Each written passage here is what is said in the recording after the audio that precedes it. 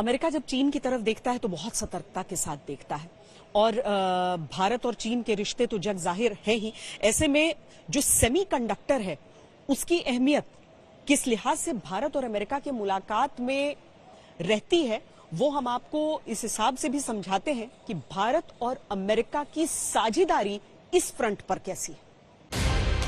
चीन और ताइवान के बीच बढ़ता टकराव कब युद्ध में बदल जाएगा कहा नहीं जा सकता। सेमीकंडक्टर बनाने में ताइवान बड़ा खिलाड़ी है, लेकिन कोरोना काल में जब सेमीकंडक्टर की सप्लाई कमजोर पड़ी तो दुनिया भर के लगभग 169 बड़े उद्योगों में हड़कंप मचा। इसीलिए अमेरिका भारत को सेमीकंडक्टर इंडस्ट्रीज में मजबूत करना चाहता है और भारत ने इसको लेकर तैयारी शुरू कर रखी है। अमेरिका के राष्ट्रपति जो बाइडेन के पहले भारत दौरे पर भी चर्चा है कि अमेरिका भारत के रिश्तों को मजबूत करने में सेमीकंडक्टर ही अहम भूमिका निभा रहा है। अभी अमेरिका की भारत से अच्छे संबंध बनाना एक मजबूरी हो गया है, क्योंकि जिस तरह से अभी रशिया ने अटैक किया यूक्रेन पर, ऐसा अंदेशा लगाया जा रहा है कि हो सकता है चाइना भी ताइवान पर अटैक करे। तो अगर ऐसा होता है तो अमेरिका की जो पूरी इकोनॉमी है वो कोलैप्स होने पे आ सकती है, क्योंकि पूरी तरह से अमेरिका ताइवान पर डिपेंडेंट है सेमीकंडक्टर्स के लिए। तो उसके लिए एक नई चीज जो हो रही है वो हो रही है कि जो अमेरिका की माइक्रोन टेक्नोलॉजी है वो इंडिया में $2.75 मिलियन का इन्वेस्टमेंट करने वाली है, जो कि इंडिया और यूएस के बीच में जॉइंट ऑपरेशन होगा, और उससे जो सेमीकंडक्टर्स आज तक ताइवान में बनते जा रहे हैं वो इंडिया में बनने लगेंगे, क्योंकि India is more safe. India पर कोई भी बड़ी कंट्री जैसे चाइना है या कोई भी और कंट्री है वो अटैक नहीं कर सकती, जबकि चाइना ताइवान पर कभी भी अटैक कर सकती है। पिछले साल सितंबर में कैबिनेट ने भारत में सेमीकंडक्टर मैन्युफैक्चरिंग के लिए 76,000 करोड़ रुपए की PLI स्कीम को मंजूरी दी थी। संभावना है कि कैबिनेट फिर से सेमीकंडक्टर मैन्युफैक्चरिंग के लिए 25,000 करोड़ रुपए की योजना को मंजूरी दे सकती है।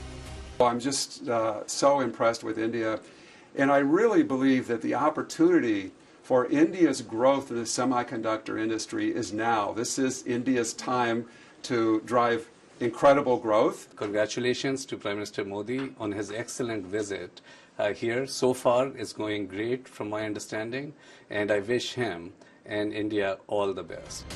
अमेरिका की अपनी यात्रा में पीएम ने पहले ही चिप बनाने वाली कंपनियों के सीईओ से मुलाकात की, जिसमें भारत में $825 मिलियन का निवेश करने का ऐलान करने वाली माइक्रोन भी शामिल है।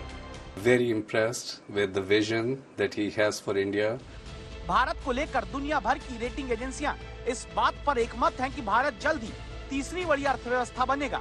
तब भारत में चिप और सेमीकंडक्टर की खपत भी पहले के मुकाबले बढ़ेगी, जिसकी तैयारी भारत अभी से कर रहा है। जून महीने में मोदी और बाइडेन के बीच होने वाले समझौतों की तुलना 2001 में चीन की WTO यानी विश्व व्यापार संगठन में शामिल होने से की जा रही है। इसने चीन को दुनिया की फैक्ट्री बना दिया और वो अब अमेरिका को आंख दिखा रहा है। यही वजह है कि कमजोर होता अमेरिका भारत जैसा साझेदार खोज रहा है, जो उसके भविष्य की सुरक्षा के लिए जरूरी है। यानी 1960 के दशक में अमेरिकी अनाज पर निर्भर रहने वाला भारत अब अमेरिकी लोगों को नौकरी देने वाले देश होने से लेकर उसका सबसे विश्वस्त सहयोगी बन रहा है। G20 के इस महामंथन के समय आज तक आपके लिए कई विशेष पेशकश लेकर आ रहा है। हम उन एक्सपर्ट्स को आप तक लेकर आते हैं जो आपको सरल भाषा में ये सारी चीजें समझा सकें, और इसी क्रम में आज अमेरिकी विदेश मंत्रालय की प्रवक्ता हमारे स्टूडियो में आई थी। उन्होंने किन किन बातों पर अपनी राय रखी, सुनिए।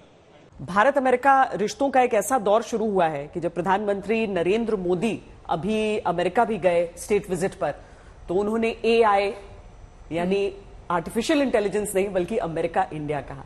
क्या इतना ही उत्साह अमेरिका के भीतर भी इस समय है?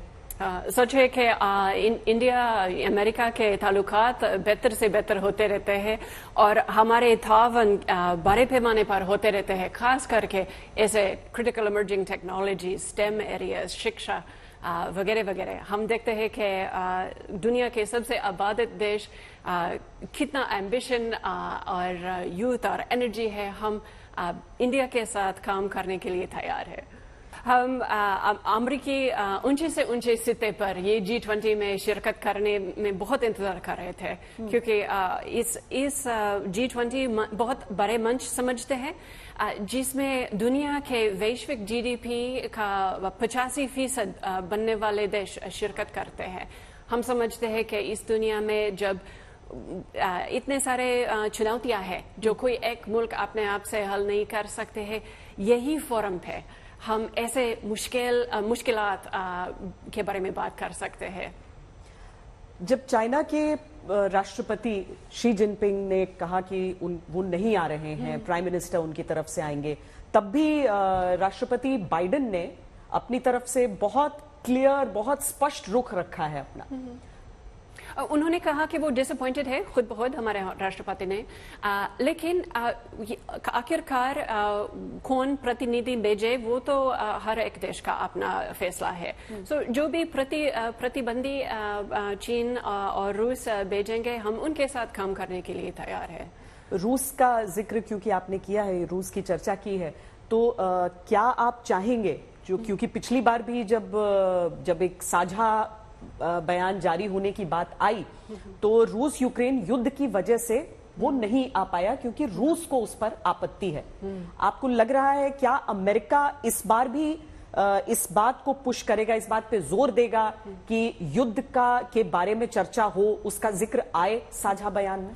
देखिए, बुनियादी तौर पर G20 एक आर्थिक ऑर्गेनाइजेशन है और हम आर्थिक समस्या के बारे में बात करने के लिए तैयार है।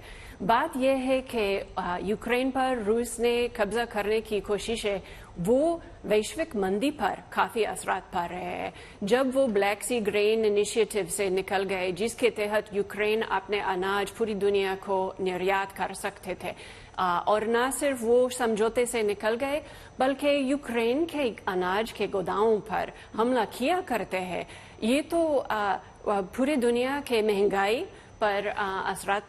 आज प्रधानमंत्री नरेंद्र मोदी की मुलाकात अमेरिकी राष्ट्रपति जो बाइडेन से हुई है, तो ये इकलौती और पहली द्विपक्षीय बातचीत नहीं थी। इससे पहले प्रधानमंत्री ने मॉरिशस और बांग्लादेश के राष्ट्राध्यक्षों से भी मुलाकात की। दरअसल G20 का जो पूरा समूह है उसमें 19 देश और एक यूरोपियन यूनियन तो है ही, लेकिन इसके साथ ही जो मेजबान देश होता है वो कुछ देशों को इनवाइट कर सकता है। भारत ने 9 देशों को ऐसे इनवाइट भेजे, जिसमें एक परमानेंट इनवाइटी रहता है और बाकी 8 देश भारत ने बहुत सोच समझकर चुने। उनमें बांग्लादेश और मॉरिशस, जिनके राष्ट्राध्यक्षों से आज प्रधानमंत्री नरेंद्र मोदी की मुलाकात हुई है, वो अहम रहे। दोनों ही देशों की तरफ से भारत को बहुत ही कृतज्ञ शब्दों में भारत का शुक्रिया कहा गया। बहुत गर्मजोशी से ये मुलाकातें भी संपन्न हुई। इस समय पूरी दुनिया में लोग कंफ्यूज्ड हैं। वो समझ नहीं पा रहे हैं क्या सही है, क्या गलत है, क्या सच है, क्या झूठ है। और ये स्पष्टता हम आपको अपने इस नए शो में देंगे। सब कुछ ब्लैक एंड व्हाइट में बताएंगे। इस शो में मेरे बालों के अलावा कुछ ग्रे नहीं होगा। हर खबर ब्लैक एंड व्हाइट की तरह बिल्कुल स्पष्ट होगी।